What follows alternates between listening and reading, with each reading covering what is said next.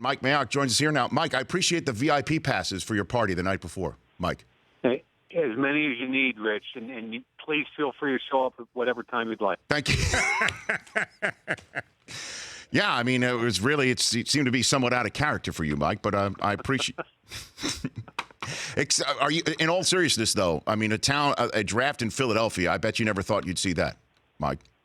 No, I really didn't. And actually, you were the one that kind of clued me in that it could happen when we were. I think we were in the car in Chicago last year, and you said you had. You're a big name dropper. I think you would talk to the commissioner or whoever. Just another day in the life of Rich Eisen. And, I think you had a heads up on Philly, and I was kind of like, they didn't at that point. They didn't even coming out of the draft. They didn't even have a first-round pick. That's right.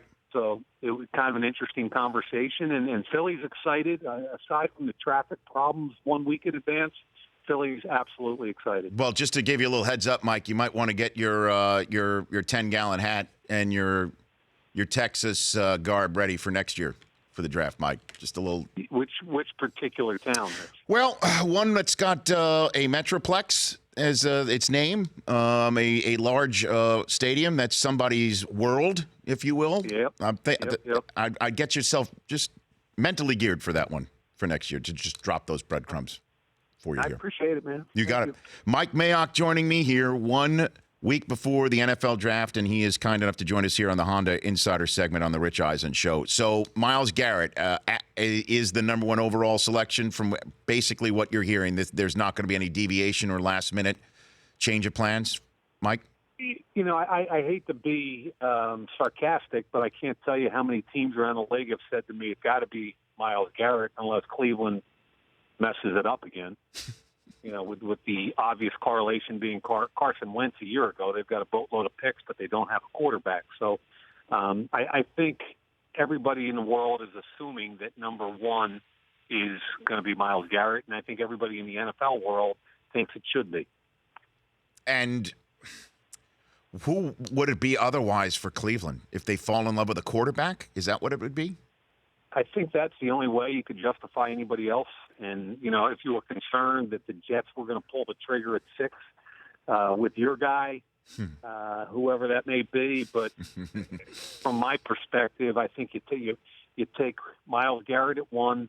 And if you're in the quarterback market, you either take him at 12 or you can move up from there or you can move up from 33. I think there are a couple different levels of where you can go chase a quarterback in the first round this year. Well, you know what I felt about Deshaun Watson. I was talking to you about him during our combine coverage as we sat next to each other for an absurd amount of time in Indianapolis back in March. And he's your number one guy. He lit it up at the combine. How pro-ready is Deshaun Watson based on what you can see, Mike? He's not. And none of them are. And maybe the most pro-ready is probably Trubisky, which is an irony given that he's only a one-year starter.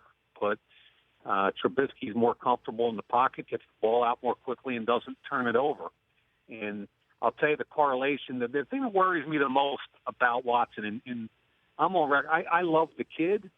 I love the fact that he played his best football under the brightest lights. I don't think anything gets to him. He's got two challenges, I believe. Number one is the same challenge that most spread quarterbacks have coming into the NFL, which is winning in the pocket. And number two, he throws an inordinate amount of interceptions for a quarterback on a high-level team. He threw 17 interceptions last year at Clemson. Jameis Winston threw 18 his last year, and Jameis Winston continues to throw interceptions. And that's the only thing that's keeping him from being a big-time franchise quarterback. So I think it's the spread quarterback conversation, number one, and I think it's compounded by turning the football over. And I don't think he's ready year one, but depending on where you take him in the first round, he might have to be. Mike Mayock joining me here in the Honda Insider Report on the Rich Eisen Show. So give me the name of a team outside of Cleveland that might surprise and take a quarterback at the top of the draft that we're not seeing as clearly as we should down the road. Rich, I feel like this is a crazy year with this quarterback situation, and I don't think the Jets should take a quarterback at 6. But if they fall in love with one, they might as well. Now, they've swung and missed 3 times in the last 4 or 5 years. and you got to keep swinging at that position. But I think what you're going to see is a couple things. Okay, as soon as the first quarterback goes off the board, and I don't know if it's going to be Trubisky at 12. That's what logic tells me. Trubisky at 12 to Cleveland. Then all of a sudden, people are going to start worrying about where and when they can get Deshaun Watson or Patrick Mahomes. But I think some teams really like Watson. So if you look at Houston at 25 and Kansas City at 27, if 12 is a quarterback and it's only the first one off the board, at what point do you have to trade up to get ahead of Houston and Kansas City to go get Deshaun Watson? Is it the middle of the teens? Is it 16, 17, 18? I think that's the first level, is who wants to get ahead of those two teams. Then I think the second level is the teams in the second round that didn't get a quarterback, whether that is Jacksonville, Chicago, the Jets, etc. Where do they have to come back up to in the first round? Do they have to get ahead of whom to go from 32 or 33 up to 24, 23, whatever? So I think there's kind of a couple different levels. You got to trade up to get in the teens, or you may have to trade up from the 30s to get in front of Houston. But I think it all depends on how quickly the first quarterback comes off the board. Yeah, I think we're going to see something similar to, remember last year with Paxton Lynch sitting there towards the end of Thursday night, and we were hearing that there was a derby as to who can trade in to get him first, and it was John Elway who won that. And interestingly enough, that Dallas was in that, and had they not lost that derby, then Dak Prescott might not have happened, and Tony Romo might not be sitting in the booth next to Jim Nantz right now for the upcoming season. It's amazing how these things work out. How do you see the running back class playing out, Mike? I have a hard time thinking Fournette will get past either Jacksonville at 4 or Carolina at 8. I think McCaffrey's picked up a lot of heat, and people love the fact that he's a 4-down player. And he could be in play for Carolina at 8 if Fournette goes 4. I think he'd be interesting for the Eagles at 14. But there's a lot of love for McCaffrey out there. I think Dalvin Cook has taken on some water, which we all kind of predicted he would based on the off-the-field character stuff. You know, I think he's sliding more late 1 to early 2. And I think Alvin Kamara has been a late riser. And, then you get to the whole Joe Mixon conversation. So there are 5 names right there that all have first-round talent. But Fournette, McCaffrey, and probably one more of them will go in there. So I think you'll get either 2 or 3 running backs in the first round. What is the mixing conversation you're hearing, Mike? Well, what I've heard is there are maybe 4 or 5 teams that are interested enough to be looking at him potentially in the second round. And I know the teams that have done the homework on him, and I'm not going to put it out there, but I know who's done the homework on him. I know which teams are really intrigued by him.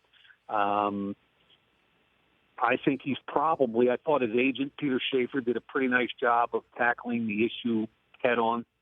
I'm on the record as saying that as soon as I saw the video, I wouldn't touch him. He'd be off my board.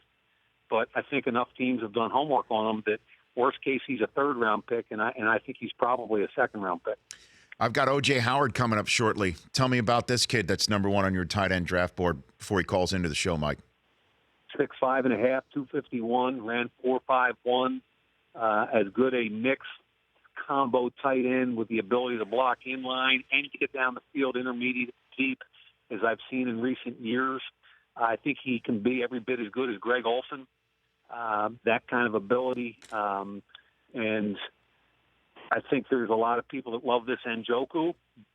And Howard could slide a little bit just because he's not as sexy as some of the picks. But I could see Howard, Njoku, and even Evan Ingram going in the first round.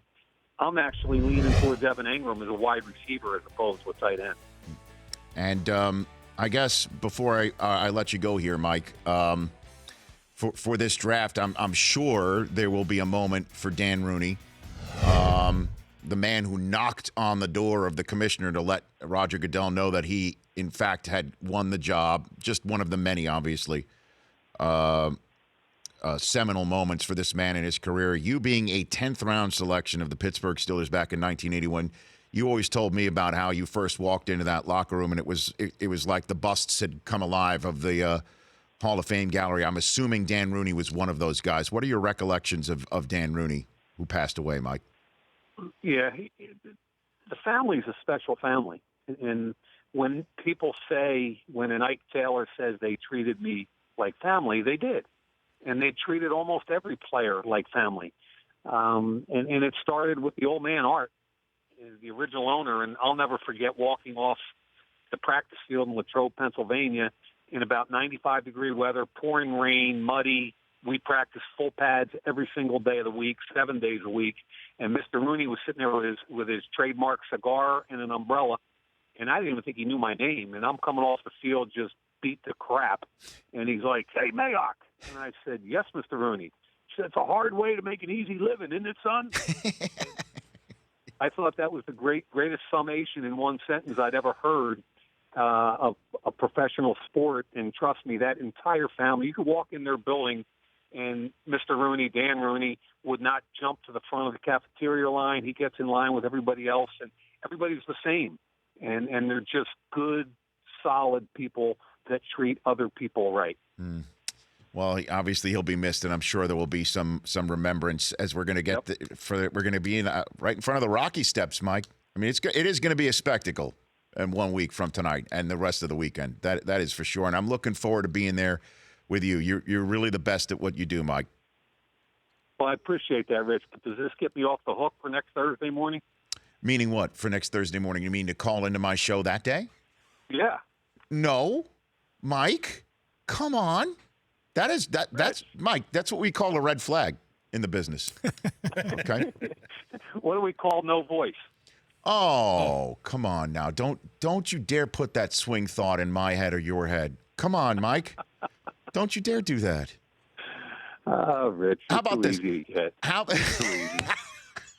But that's why we get along, right? It's too damn easy to you know how to get me, and I know how to get +3 at your VIP dance club party the night before the draft. That'll be great.